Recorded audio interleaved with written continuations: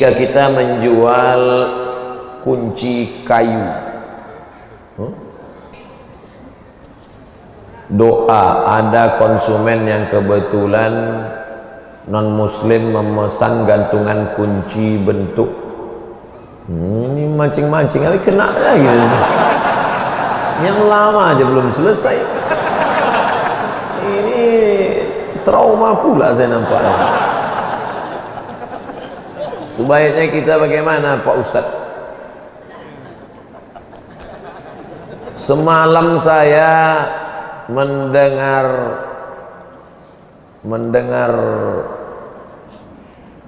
Ustadz Salim Afillah baca buku. Dia meriwayatkannya ke saya. Kata beliau, Kiai, lupa saya namanya, Kiai Fulan, mengeluarkan fatwa makruh hukumnya melihat tiang listrik. Itu saya tak berani saya ngomong, maka saya nisbatkan ke Ustadz Salim, makruh hukumnya menengok tiang listrik yang berbentuk salib, kata beliau, karena dikhawatirkan hati goncang. Bukan kata saya ini, tanya Ustadz Salim. Apalagi sengaja membuat, carilah kerja halal, banyak kerja halal lagi, buat kosen pintu, membuat tasbih, membuat kaligrafi, membuat ini dari kayu semua, dari meja kayu.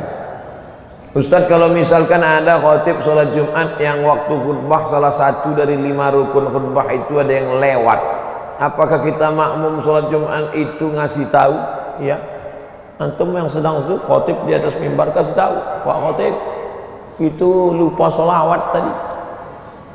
Apakah batal khutbah Jumat? Tapi katanya idza sa'idal khatibu 'alal mimbar, kalau khatib sudah naik mimbar, fala yatakallamanna ahadukum, janganlah kamu bicara. Wa may yatakallam faqad lagha, siapa yang bicara maka sia-sia. Wa man lagha fala jum'atalah, siapa yang sia-sia maka tiada Jumatlah baginya.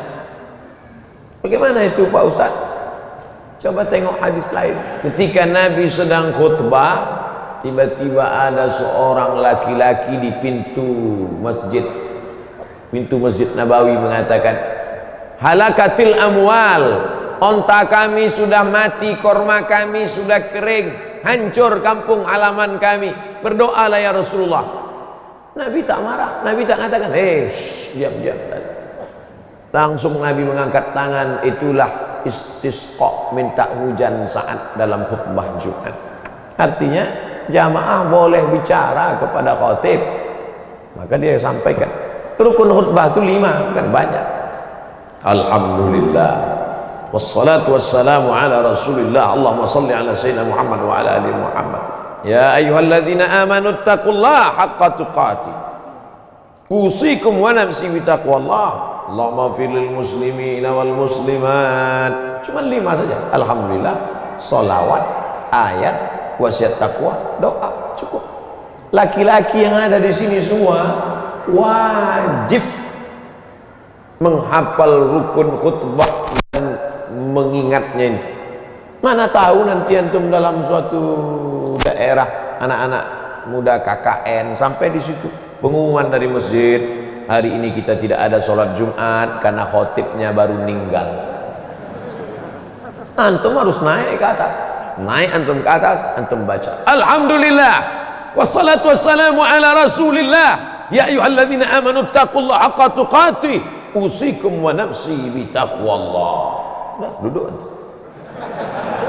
Habis itu naik lagi ke atas. Alhamdulillah, wassalatu wassalamu ala rasulillah, Allahumma salli ala sayyidina Muhammad, ya ayyuhalladzina amanu taqullaha, usikum wa nafsi bitaqwallah, Allahumma filil muslimina wal muslimat, innallaha ya'muru bil. Kalau nggak hafal udah diam, udah turun, selesai sholat Jumat. Habis sholat Jumat semua komplain, pendek kali khutbahnya katanya. Syukur aku bisa, kalian tak bisa lagi. Penting 5 rukun sudah tercapai. Bahkan di beberapa daerah yang khutbah Jumatnya mesti pakai bahasa Arab, itu khutbahnya pendek aja. Tapi justru sebelum sholat Jumat itu diisi dengan tausiah. Seperti di Pariaman, Sumatera Barat, yang masih mewajibkan khutbah pakai bahasa Arab, di beberapa tempat di Pulau Jawa, justru sebelum sholat itu panjang tausiah agak 1 jam, nanti khutbah pendek saja, sholat ayatnya panjang. Nah, ini tentang masalah rukun pada khutbah Jumat menurut mazhab Syafi'i. Tapi ada juga mazhab yang tidak pakai model 5 tadi, yang penting asal sudah ada wasiat takwa di dalamnya cukup. Tapi saya pribadi yang mengamalkan mazhab Syafi'i, selalu 5 rukun itu saya ulang lagi di khutbah kedua. Makanya khutbah kedua itu tak saya campur lagi pakai bahasa Indonesia. Saya kalau khutbah kedua itu murni bahasa Arab, dan tak saya robah-robah, itu saja. Alhamdulillah, wassalatu wassalamu ala Rasulillah wa ala alihi wa sahbihi wa man tabi'ahu wa mawala. Asyhadu an la ilaha illallah wahdahu la syarika lah, wa asyhadu anna sayyidina Muhammadan abduhu wa rasuluh la nabiyya ba'dah. Allahumma salli ala sayyidina Muhammadin nabiyil ummi wa ala alihi wa sahbihi wa barik wa sallim. Lalu kemudian saya baca doa, lalu kemudian turun 5 rukun khutbah di khutbah kedua supaya tetap mengikut mazhab. Wallahu a'lam. Salam kepada bagi semua, dan nanti insyaallah dilanjutkan dengan sesi tadi selanjutnya, dan kita siapkan yang terbaik insyaallah di antara jalan kita menawarkan Allah Subhanahu wa taala dari TV Paksana. Ya Nabi salam alaika, ya Rasul salam alaika, ya Habib salam alaika,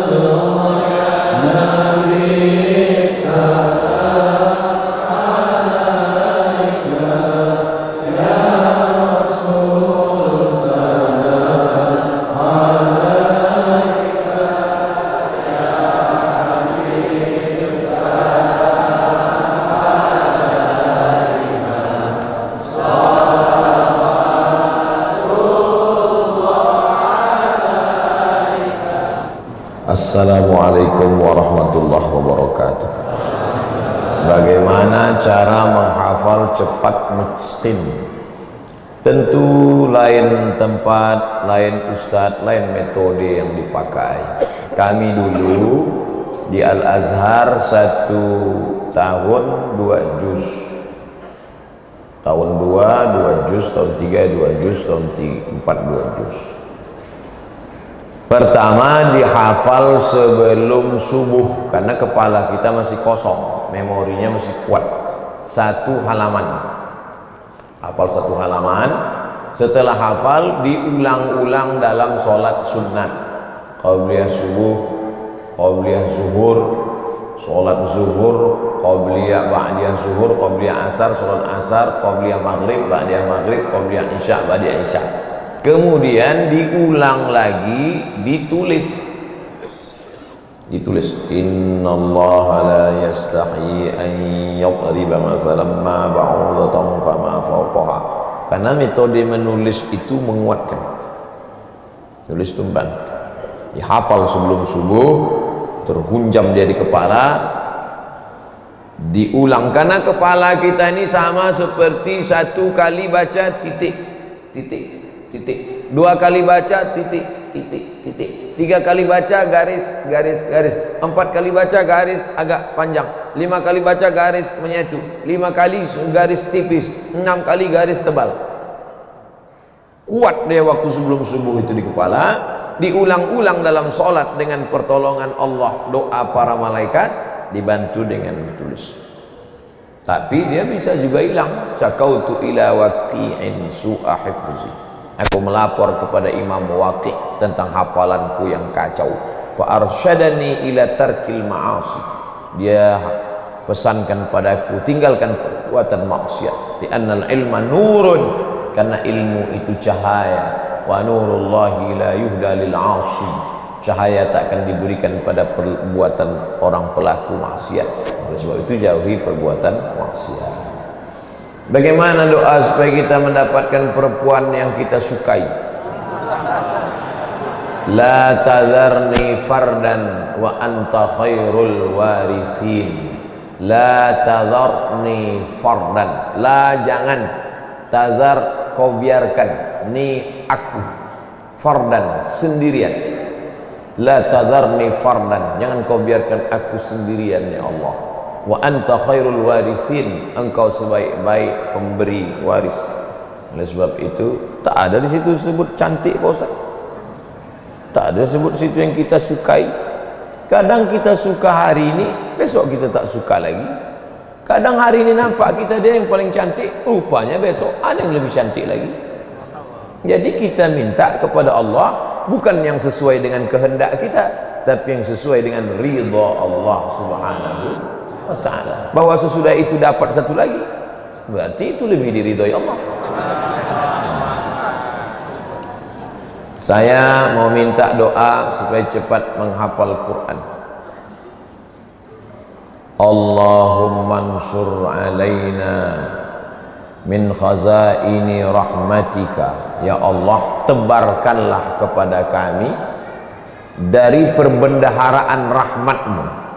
Karena yang diberikannya kepada kita itu bukan kuasa kita, itu kuasa Allah Subhanahu wa ta'ala. Ya Allah tebarkan kepada kami sebahagian dari perbendaharaan rahmatmu, bi rahmatika ya arhamar rahimin, dengan rahmatmu ya Allah. Doa itu sebelum tawakal, pertama usaha, setelah itu doa, habis itu baru tawakal.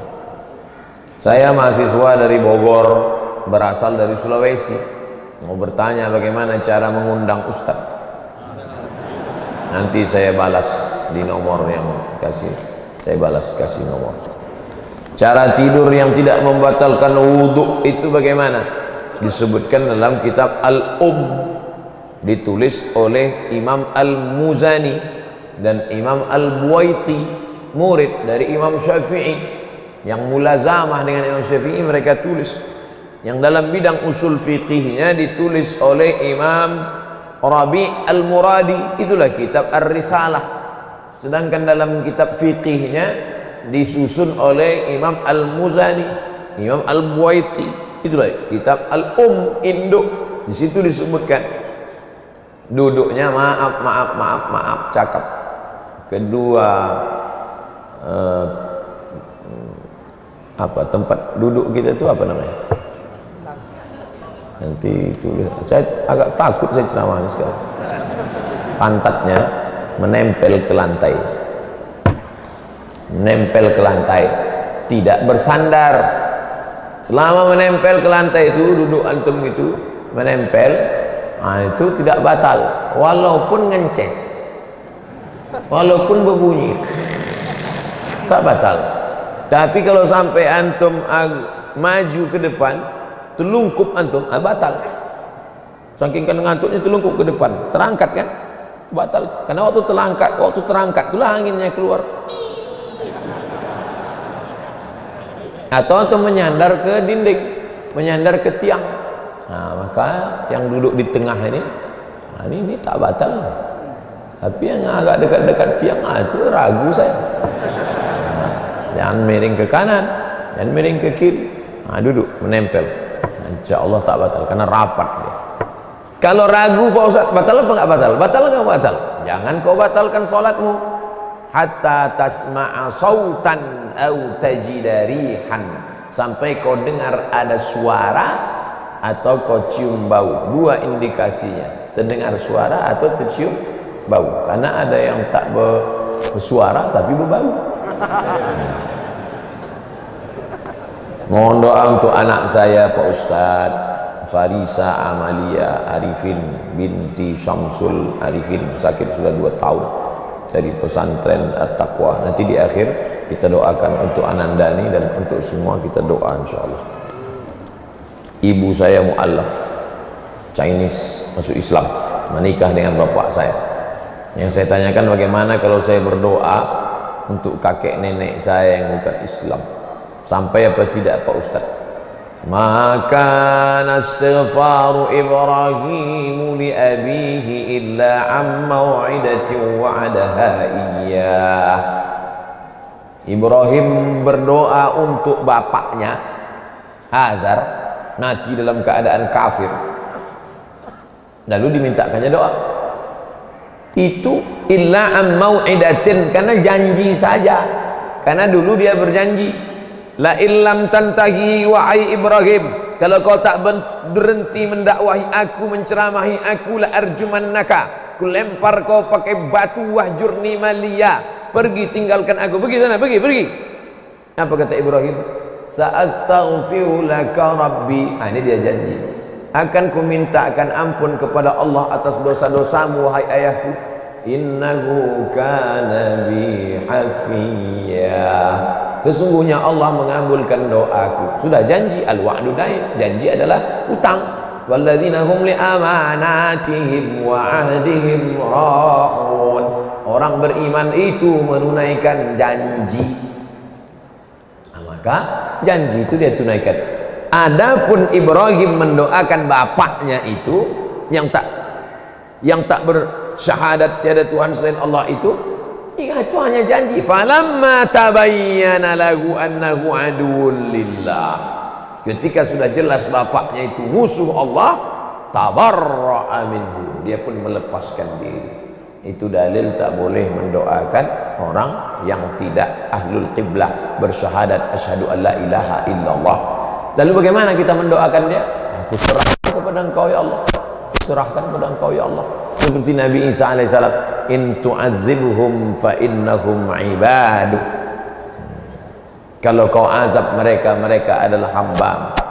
Oleh sebab itu maka kita tidak mendoakan, tak diajarkan mendoakan dalam Islam. Makanya salam pun tidak. La tabda'ul yahuda wan nasara bis salam, hadis sahih.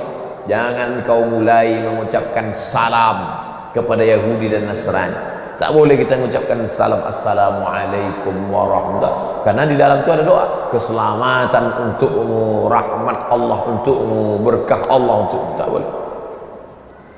Kalau dia yang duluan mengucapkan salam, idza sallama alaikum ahlul kitab, kalau dia duluan mengucapkan salam, faqulu, maka jawablah balasannya wa alaikum, kamu juga. Ustaz, saya minta doa agar anak saya bernama M. Zayyan bisa menjadi seperti Ustaz Abu Somad. Jangan, tak tahan dia. Aku aja tak tahan. Kasihan dia. Mintalah seperti Ustaz Arifin Ilham, hidupnya tenang, zikirnya banyak, jamaahnya ramai. Minta macam Ustaz Abu Somad pula. Pak Ustaz, katanya jodoh adalah cerminan dari dalam diri kita. Bagaimana cara kita mendapat jodoh yang soleh? Macam mana engkau, begitulah jodohmu. Kalau kau sholat subuh jam 7, binimu jam 8.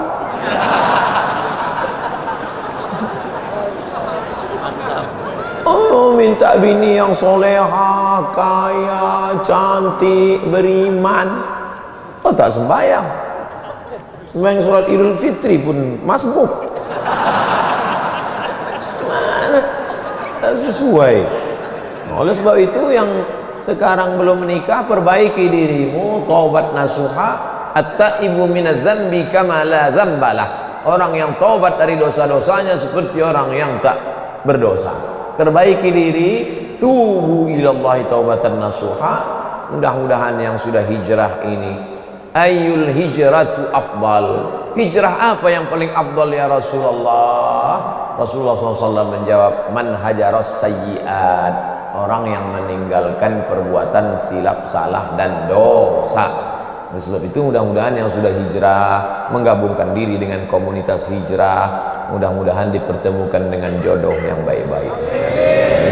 Ya Rabbal Alamin. Ala hadhihi niyah wa kulli niyatin salihah, untuk niat yang baik, mudah-mudahan anaknya menjadi para penghafal Quran, yang sakit diberikan kesembuhan, yang sudah meninggal dunia dijadikan kuburnya salah satu dari taman-taman surga, dijauhkan dari lubang-lubang neraka. Ala hadhihi niyah wa kulli niyatin salihah. Al-Fatihah.